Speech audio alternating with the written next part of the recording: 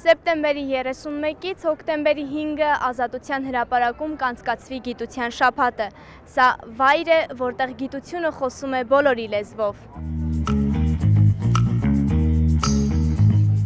Գիտության փառատոն, ապակենտրոնացված միջոցառումներ, բաց դասախոսություններ, խաղեր եւ այլն։ Սա է գիտության շաբաթը, որը կանցկացվի Ազատության հրապարակում եւ Հայաստանի տարբեր մարզերում։ Ցույց տալ, թե ինչով է զբաղվում գիտությունը, ինչ արդյունքներ է տալիս, ինչով է կարևոր գիտությունը իրենց կյանքում, որովհետև սովորական մարդը ամենօրյա իր առօրյայում այդքան չի առնչվում գիտության հետ, կամ ինչ-որ լուրերի տեսքով առնչվի կամ ինտերնետում ինչ-որ բաներ կարդա, բայց անմիջական առնչություն չունի։ Լաբորատորիաներում գիտնականներ իրենք աշխատում են իրենց հերթին, մարդիկ իրենց առօրյա կյանքն են ապրում ու իրար հետ ոնց որ կապ չունենան։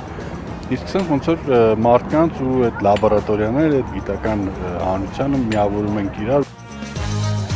Գիտության փառատոնի առաջին թեմատիկ մասի այցելուները կիմանան, թե ինչպես է գիտությունը դառնում առաջընթացի շարժիչ ուժը։ Նրանք կտեսնեն, թե ինչպես է գիտական միտքն ազդում տնտեսության, կայուն զարգացման ու կյանքի որակի բարձրացման վրա։ Գիտության փառատոնը, որը անցկացվում է Ազատության հրապարակում, տևելու է 6 օր, բաժանված է 3 թեմատիկայի, յուրաքանչյուր թեմատիկան 2 օր է անցկացվելու։ Առաջինը հենց զարգացնել գիտությամբ, երկրորդ թեմատիկան, որը անցկացվել է արդեն հոկտեմբերի 2-ից 3-ը,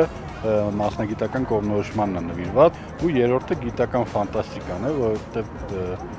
առանց գիտական ֆանտաստիկայի չկա գիտություն, առանց գիտության չկա գիտական ֆանտաստիկա, դա ավելի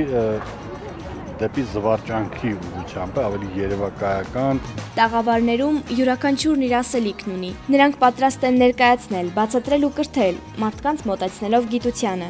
Այս մողեցը նույնպես գրանցված է կարմիր գրքում, ինքը երկարավոտ ցինկն է, հանդիպում է արատյան եւ արմավիրի դաշտերում, սնվում է միջատներում։ Կենսաքիմիայի ինստիտուտը ներկայացնում է գիտական փորձեր ու բացատրություններ, որոնք հետաքրքիր են հատկապես երիտասարդներին։ Նման միջոցառումները շատ դրական են, որտեղ նրանք այս միջոցառումները հնարավորություն են տալիս եւ աշակերտներին, եւ ուսանողներին, եւ ինչու՞ չէ այցելուներին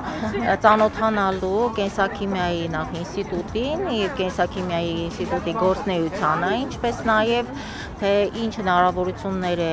ստեղծում կենսաքիմիա գիտությունը